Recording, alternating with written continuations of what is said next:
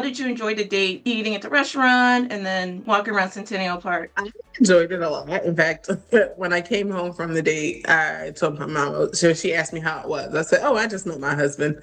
Uh, Ooh, wow. You um, knew from the first date? I mean, I kind of said it jokingly, but also kind of like Hmm. it was so different that I was like, okay, this might be something. We're cooking here. So, That you knew that he was your husband after the first date. That's pretty good. yeah, Okay. it was just so different. Like, it almost felt like God was like, okay, girl, here's your man. Like, this is Hmm. what you've been praying for. Let's not fumble this. So, yeah, I vividly remember going home and telling my mom, like, that was my husband. Like, that's him. Wow.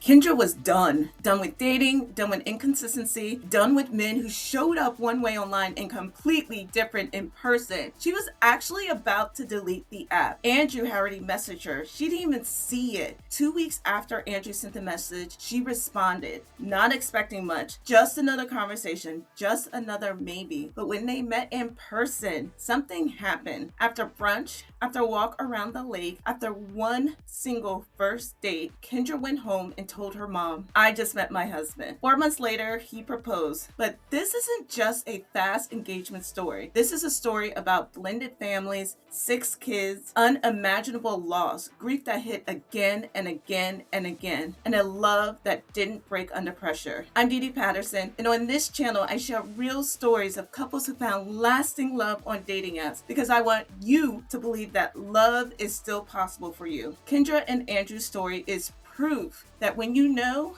you know. Let's dive in. All right, welcome. We have a new couple here. We have Andrew and Kendra Barnes. Welcome. Thank you. Hello. So we're going to start off with the first question.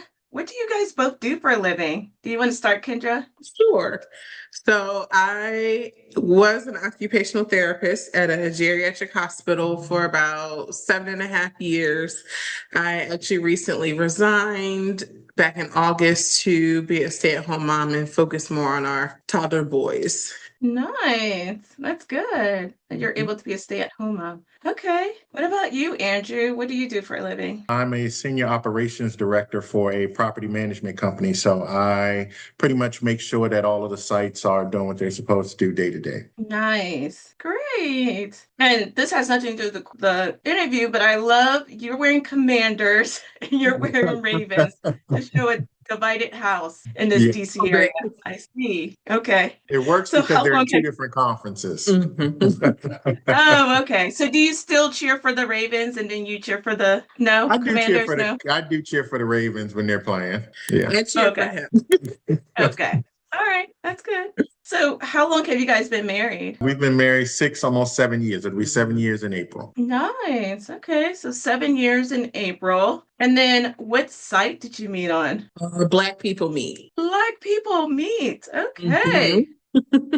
Nice. And then who was to tell the story first of how you met on Black People Meet? I'll start and then she has her part to it. So I just randomly scrolling through, did see her profile, sent her a message. And for a while, I didn't hear anything back from her so I just kind of kept going, didn't really mind it until one day I got a message from her. I guess you can pick up from there. Yeah. How long was that gap? How long do you think it took her to respond after you sent the message? Probably about 2 weeks because I think even when I got the message, I had to look back at her profile to see did I actually message her because it had been so long. Okay. 2 weeks then. Okay. All right. So then, Kendra, what happened on your side? So I was actually about to delete the app because I had got hit on by a man my father's age. And I was like, okay, this app is not it. It's not working for me.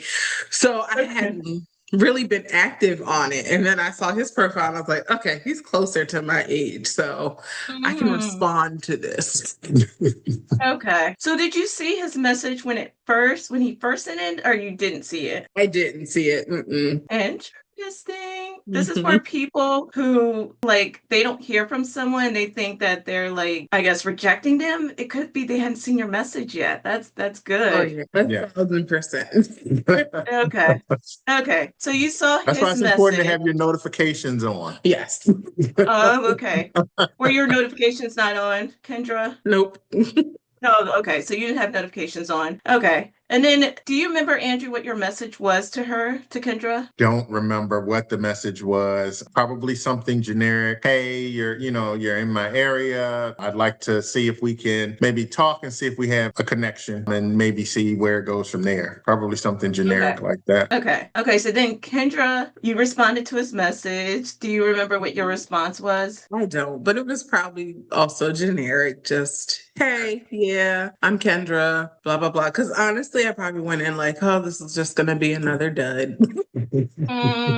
Yeah. Okay. So then you responded. Then what happened? What happened after you both? Talked for at least what, 2 or 3 weeks? Yeah. Before we finally like set a first date. I Okay. was still kind of trying to feel him out because, dating websites had not gone great for me in the past. So I was like, all Hmm. right, this time I'm going to do it different. I'm going to give it more time, talk to him, kind of feel him out more before we meet in person. Do you mind just like giving an example of how it didn't work in the past? Oh my goodness. A lot of people who would present one way on the app and then getting in person, they were different, or just some people who were also just inconsistent as far as like the communication would be good in the beginning, but then after a while it would get kind of shaky. And I'm like, eh. So I was a little through with the dating apps, honestly, by the time he messaged me. So I guess it's a good thing that it Okay. worked out.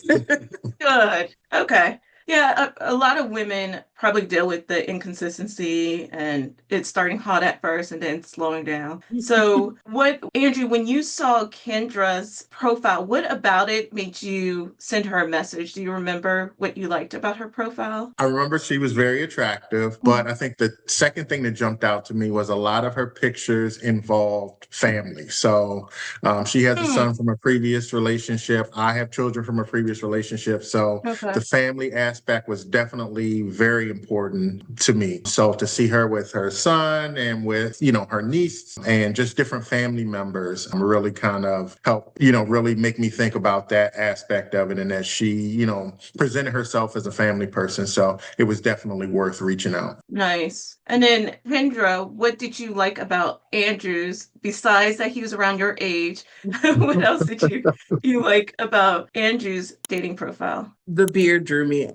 The beard. Okay, so you're a beard person. But also the fact that he included God in his description about himself, I was like, okay, yeah, this man is different because, some people might be like, I'm religious. But the fact that he said God, I was like, okay, yeah, this is more my street.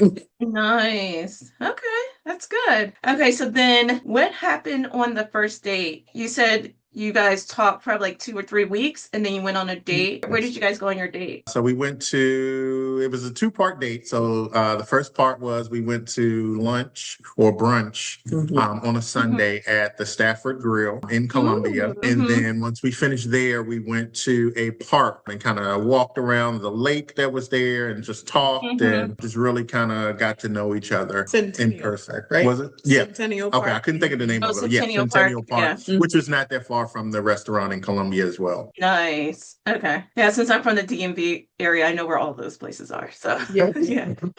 Okay. All right. Nice. So, how was the date? How did you enjoy the date? Eating at the restaurant and then walking around Centennial Park? I enjoyed it a lot. In fact, when I came home from the date, I told my mom, so she asked me how it was. I said, oh, I just met my husband.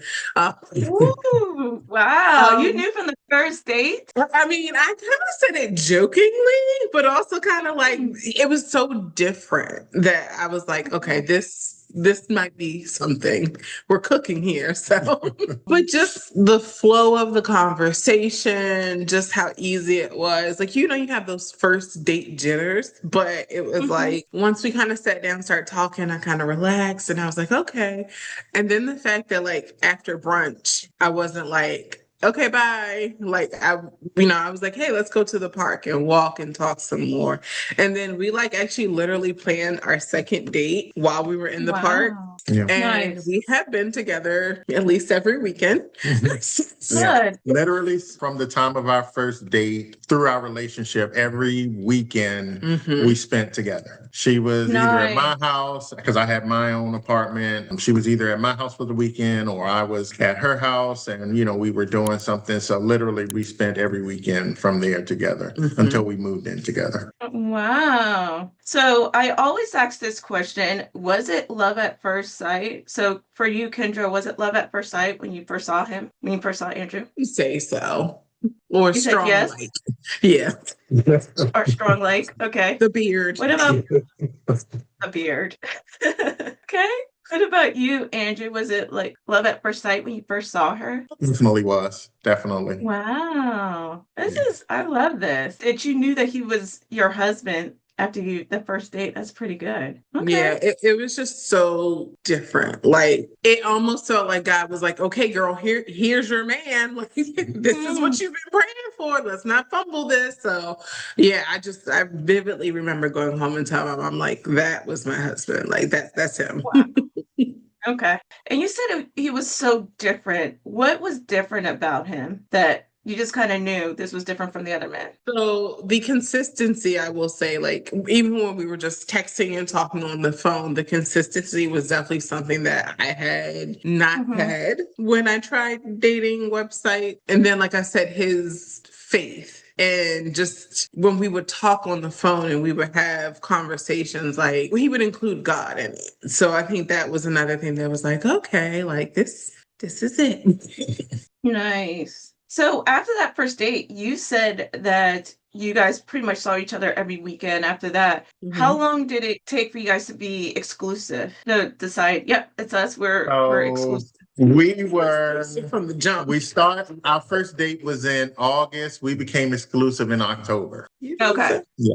I remember because it was almost Halloween because we were actually supposed to be taking our children on a group Halloween outing. So, we went trick-or-treating as a group. Her son and my children, we all went together. And we had just become exclusive then because we were going to include the children. And we were like, if we're including our children, we're not going to play around with this. If this, our children are both important to both of us. Yes. And so we just don't want to have anyone around and, kind of just people in and out of their lives. So if we're going to include our children, we want to make sure that this is what we are deciding to do.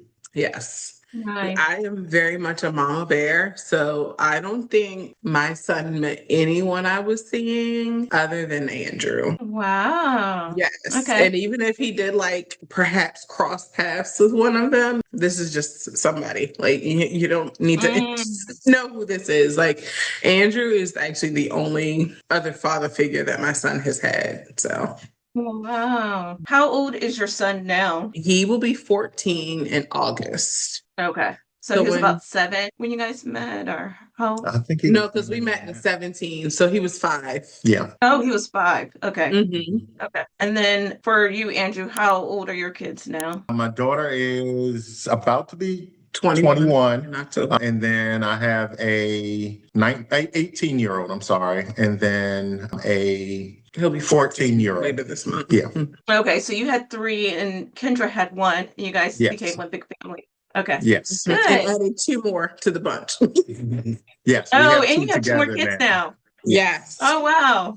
Okay, nice. So you pretty much became exclusive probably like a couple of months after you met. And then you kind of said this, but now that you've been married for almost 7 years, what do you like about Kendra now that you've been married for almost 7 years? Kendra definitely keeps me on track, whether I like it or not. Yeah. And she does it for our entire household. She keeps dates, of appointments. She keeps make sure I'm supposed to be I'm where I'm supposed to be, and just really make sure that everyone is, doing what they're supposed to do. And then she also says she's a mama bear. And I agree with that 100%. No one messes with our children. Including him. Yeah.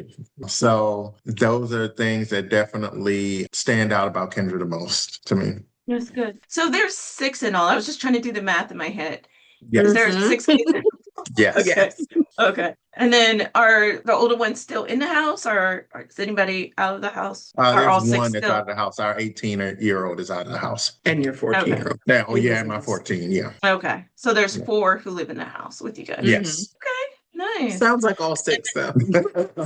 Oh, okay. As loud It as sounds they like are. okay. And then for Kendra, what stands out about Andrew now that you guys been married for almost 7 years? I would say Andrew is very consistent and intentional. I feel like he Okay. is definitely a man of his word. Even from when he first contacted me online, he always makes me feel seen and heard. He can tell when I'm having a hard time, and I will say he is able to pull me out of it. Even if he may feel like he's not at the time, he Okay. is. He's always willing to pray for me and with me. In fact, that was one of the things that really stood out to me when we were dating. I was going for my job interview for my first position as an OT, and I was texting him when I was like in the parking lot, and I was like, I'm so nervous, like I'm a wreck. I have all this anxiety. And he texted me back and he said, if you have time before you go in, call me and I'll pray with you. And that Aww. was just like another thing that just cemented it. I was like, okay, God, like, yep, it's him. I'm gonna be Mrs. Andrew Barnes. Wow. Nice. How long were you guys together when that happened? When he prayed for you before your job interview? So That was September. Yeah. Because you got the job and you started the job in October. So that was so we had only been together about a month or even dating about a month. Yeah. Wow, that was before you were official, kind of. Yes. Yeah. Nice. I love that. And then Kendra said that you feel like you're seen and heard. And I saw that my audience is half men, half women. How do you feel like Andrew made you feel seen and heard, just in case guys need pointers on how to make a woman feel seen and heard? Well, like I said, the biggest thing is he can tell when there's a shift in my attitude or if like Okay. something's going on with me, and he won't wait for me to be like, I'm upset because da. He'll come to me and I'll be like, hey, are you okay? Or even like now with me being the stay-at-home parent, he'll text me throughout the day and be like, hey, just seeing how you're holding up at home with the boys. And Okay. then also, like, if I bring a concern to him, like if it's something around the house, if it's something with work, he'll either like have a powwow with the kids to address it, or he'll, like talk to me. And I feel like that's something that has like really grown and developed in our relationship. I think that's important to stick to, that like it was not like this from day one. Like we really had to work on the communication piece. And now, like where we are, the fact that when we were first together, I feel like we wouldn't be able to really sit down and hash out what's going on with us. Whereas now it's almost like having a normal day-to-day conversation. Like, hey, this is where I'm having a hard time, and this is how I'm going to help you. And then I feel like, just to kind of piggyback on that, we both have had like some trials in our personal lives in this marriage. And the way that he showed up for me in ways that I think may have been hard for other men was something that also just like made my love for him grow. So you mentioned that in the beginning, your communication wasn't like it is now. What helped it to get to the way it is now, in case other people are still struggling on the communication? So for me, because I think I was the one who was like, talk to me more, just honestly not giving up on him. Okay. And just continuing to express, for lack of better words, my expectations of what I wanted as far as communication, and trying to find ways of, if it wasn't what I thought it should be, of rather than nagging him, coming to him and talking to him and be like, this is how I would have preferred the situation to have gone about. Nice. And I think even for me personally, I had to do work on how I delivered my messages, because in the beginning it was hot-headed Kendra who was like, well, you should know, But I had to realize, like, he's not a mind reader. He doesn't know what I want. So I have to get comfortable with explaining and being able to verbalize what my wants are. And that, yeah, I'd like to piggyback on that. She definitely said, delivery is definitely something, that I think most men have a hard time with, when they're trying to receive something from their spouse, is making sure that it's being delivered the right way. So that was a big thing. But then also me taking the kind of the blinders off and taking the headphones off and not blocking out what she's saying and really kind of evaluating what she's saying and how does it apply to me. I had to grow and learn that I'm not all knowing. I'm not the perfect person. I'm not God's gift to the world and everybody should change for me. Because I think most men think that, like, I'm perfect. You need to learn how to live with me. It took both of us learning to live with each other and kind of sharpening each other and, kind of rounding out each other to come to where we are today. But again, it took, both of us kind of hearing each other because, the whole delivery thing, was something that, we talked about, just like she said, she was hot-headed, Kendra. So it took me saying, hey, I hear what you're saying, but I don't think you delivered it the right way for me to really understand it at that time. And there were, a lot of misunderstandings because of it. Things that could have been simply rectified or, something that was a misunderstanding became so much bigger. And I think that's where a lot of people lose each other is because they can't really hear each other.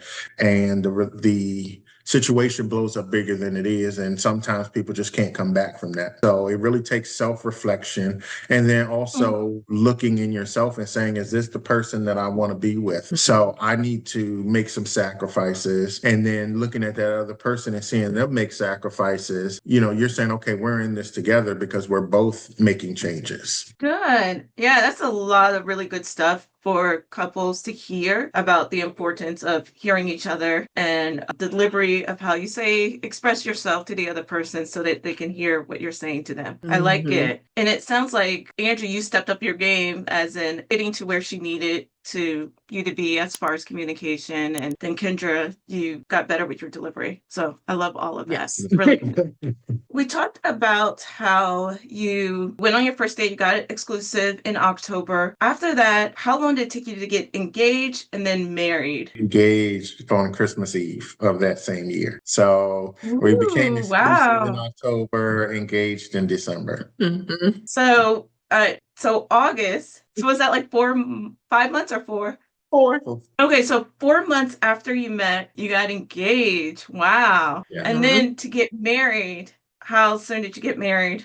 So we did take some time to get married because we wanted to pay for our wedding. So we saved and we did everything we needed to do. So we got engaged in December of 2017 and we got married in April of 2019. Okay, so about 2 years later? Yeah, a year and a half. A year and a half. Okay, a year and a half later. Wow. Okay. And then you kind of mentioned it, Kendra, when he talked on the phone with you right before your interview, but what made you both confident you found the one? Is that when you were confident, Kendra? And then what made you confident, Andrew, that you found the one? I'd say that made me about 50% confident. Okay. And then seeing how he was with my children and his children, and then just making me feel seen and heard in the relationship, bumped it up to 100.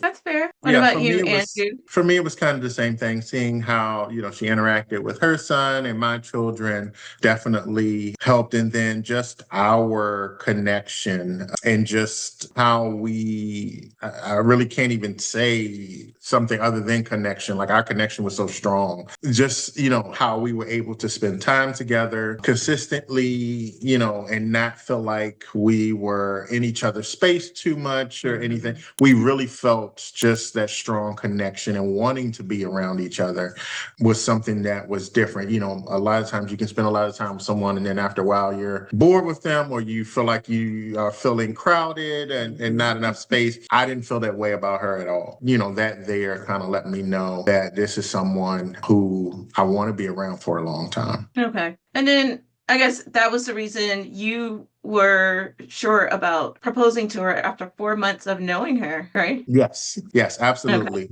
And did you do a big proposal in front of the kids, or how did you propose to her? So it was Christmas. No, was it Christmas Eve It or was Christmas Day. It was Christmas Day. Christmas Eve is when I asked her parents for permission. Christmas Day Okay. was when I actually proposed. And it wasn't anything big. Her mother was there. I think her father may have been close by, and then our children were probably running around somewhere. And so I handed at the table. Yeah, My son was at the table when it's happened. so I handed her a card, and as she was opening and reading it, I kind of got behind her. And as she's reading it, I'm just talking about how much I love her. I love being with her, and just, how I can't see my life without her. So as she's reading that, I'm bending down behind her, and her mother's standing there recording. And I don't even think she paid attention that her mother was recording. So when she finally finished reading, she turned around and then she started screaming, Andrew, no, Andrew, no. No, you're not. No, you're not. I know you're not doing this. And I was like, yes, I'm asking you to marry me. And she said, yes. What was that about? What was the Andrew know about? Shocked. Like, I really was, because we had like a month or two before that, we had went to the store and looked at engagement rings. But I thought, like, oh, this is a like some timeout type of situation. Because I was like, this is what I like. Like, we actually built a ring there and everything. So clearly the signs were there. I was just naive, I guess. But yeah, I think I was just shocked because I was like, we've only known each other 4 months. And I think for me, I was surprised that he was just so sure as I was, because I am kind of a hopeless romantic. So to find someone who was just like as confident and as in love with me as I was with them, it was like, oh my gosh, like, really? I love it. Okay. That is so sweet. I love it. Okay. You proposed in 4 months, and then you said you got married about a year and a half after that. Okay. Yes. Nice. That's so sweet. Okay. So then now that you met each other online, what advice do you have for people looking for love online? I would start with don't give up. You never know when or where love will come. So don't ever give up. It's never too late. And then my second advice would be to be open. If you're intentional, being part of intentional is being open to whatever is coming your way. The intent is to find your spouse. So you never know how they're going to come, what they're going to look like. You don't know anything. So you just have to be open to any and everything. Right. Will it always work out? No, not every single person you meet is going to be your spouse, but somewhere in there, God will send you the right one. Nice. I love it. What about you, Kendra? For me, I would say start off with inviting God into the process, like pray over it, definitely, because it's a lot of people out there. And then just be yourself and, be consistent, be true to who you are. Like, there is someone out there that is God's best for you, and don't settle or compromise on that just because of, the statistics of, you're this age and you're alone, or you're never going to find someone that way. I would just say, if you're, like Andrew said, if you're open, you're who you are and consistent, I do believe that you can find your person. Yeah. Okay. Is this both of your first marriages or second marriage? What is it for both of you? So this is actually my third marriage, which is why I say it can come at any time. And, the first person or the second person may not be the right one. But if you stay consistent, stay who you are, and continue to try, God will send you the right one when it's time. Okay. And this is my first marriage. Okay. Nice. And then, good segue, what is your marriage advice? What marriage advice do you have for people? Ooh, I would say don't give up. You chose that person for a reason. Marriage is about growth. And I feel like with God and patience and communication, it's a beautiful thing. Like, we were just talking maybe last summer, because we just recently moved from Maryland to South Carolina. And we were driving around looking at houses And I remember you looked at me and you were like, I can't believe that we're here at this point in our marriage. I think because, like you said, the beginning just started kind of rough for us both because we were both trying to work out our character flaws. And then just the fact that even throughout all that, through the arguments, the losses, the ups and downs, we still chose each other and hung in there and stuck it out, even when things got ugly. I feel like now we are just in this like beautiful place that we know we could not have gotten to with our strength in God and Okay. us choosing each other daily. Nice. Okay. So you guys are in South Carolina now. Mhm. Okay. I saw the Commanders and the Ravens. I was like, oh, they're in the Baltimore area. Okay. We But were. So We we were until were. August. Yes. so when Andrew, when you said, I can't believe we're at this place in our marriage, what did you mean by that when you say this place? The place where we had become the perfect fit for each other. Because before we were like two puzzle pieces that kind of were close to fitting, but still weren't the perfect shape. I think we've Okay. gotten to the place where we fit together so perfect. Like she said, I can tell when she is upset or things aren't right for her, and I want to make sure that she's doing well. And that's probably my main advice for people is to look at yourself Good. and do your self-reflection and stop praying for God to change that other person and that God changes you. That other person, God changing that other person doesn't change you. There are all things, and like you said, character flaws that we all need to work on within ourselves. But the only way we can do that is if we ask God to do it and not so much focusing on the other person. Right. That's good stuff. So it sounds like a lot of times in marriage, people are like, oh, the other person needs to change. But you're saying focus on yourself and what you need to change with yourself first. Mhm. Correct. And when you start working on yourself, that's when you'll start to see God pulling you all closer, and that you are just the perfect match to that other person. No matter how Nice. many years you've been together, how many years you fought, how many years you thought that it wasn't going to last. When you start working on yourself, God will draw you closer, and that's when you're going to see the shift in your marriage. I love it. That's really good marriage advice. You also mentioned, I think Kendra, you mentioned it a couple times about there was a lot of loss. That was it like family members that passed away that you had to deal with? Yes. So it's kind of crazy. Okay. Think about it now, but even up until like a month before we got married, I Yeah. lost my grandmother, and Mm, then I had another relative pass like 10 days later. So that was okay. 2019, and then 2020 in the June of Yeah. 2020, Andrew lost his sister. Mhm. September of that same year, Andrew lost his mother. Mhm. Wow. April of 21, your father. Mhm. And Wow. then April of 22. Yeah.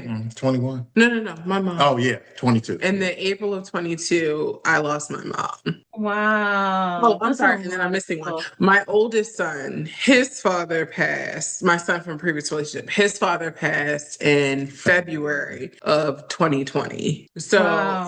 So a lot of key players in our yeah. lives were kind of Mm, all starting to slowly leave us.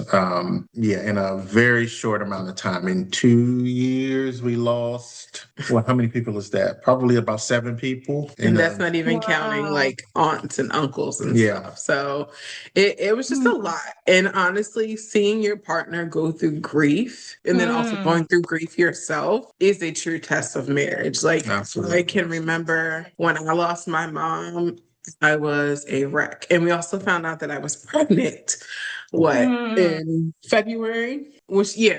So in February of 22, when my mom was sick and in the hospital, we found out that I was pregnant. So going through that pregnancy and also dealing with the grief of losing my mom, who was like literally my rock.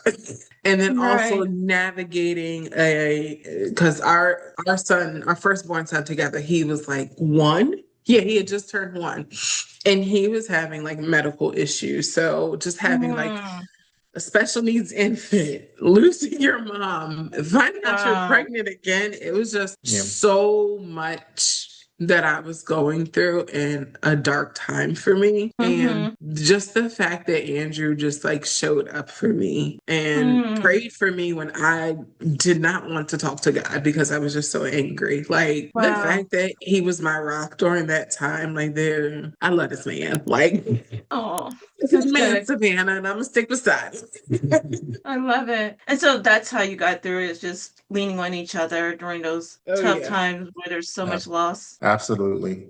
And that's why Okay. you have to work on building that foundation and getting outside of yourself, and really being intentional about your relationship, because those hard times will come. And if you're not ready for them, your marriage won't last. So building that bond early on is key. You Yeah. you have to, because the hard times will come. And if you can't depend on each other, yeah, it won't last. Yeah, I'm sorry about all that loss you've been dealing with. So, okay. But I'm glad you guys had each other during those rough times. Oh yeah. Yeah. Okay. So then the final question, what is your favorite part about being married? For me, I think it's just having a teammate and a partner in life. Someone that I know I can confide in anything. Someone I know who is like just a true helpmate. Like I know if I'm showing up only 20% that day, Andrew's gonna hold down the other 80% with the kids in the house. I love it. Um, Good. and then just knowing that I have someone who is there for me and is loving me like through the ups and downs. I'm like, if this is just like a glimpse of God's love, then like, oh, amen. Wow. Hallelujah. Yeah. Amen. What about you, Andrew? What's your favorite part about being married? I don't know if there is just one single thing that's a favorite part. I think we've come to the place where we know each other and we're there for each other. She knows me probably better than I know myself. And, if there's a movie coming out, she knows, oh, you're going to want to see that. That's your type of movie right there. Or if there's a favorite, I don't know, snack or something that's coming out, she's sending me an Instagram post about it. Hey, I know you're going to want to try this. But it's just that person that knows you just as well as you know yourself, and being there for you for the ups and downs, and then you being able to be there for someone else, that special person. I think it makes life worthwhile. And it just, yeah, it makes the hard times in the world a little bit better. And, when you don't have someone that you can really depend on, the world can be a rough place. But when you know that you can come home and close the door and just really lean on and lean into that person and to your love that you've created, it makes the rest of the world melt away. Thanks so much for watching. If this story inspired you, don't forget to subscribe for more real life love stories from couples who met on dating apps. And if you're ready to find your own person, I've linked some free resources below to help you get started. See you in the next video.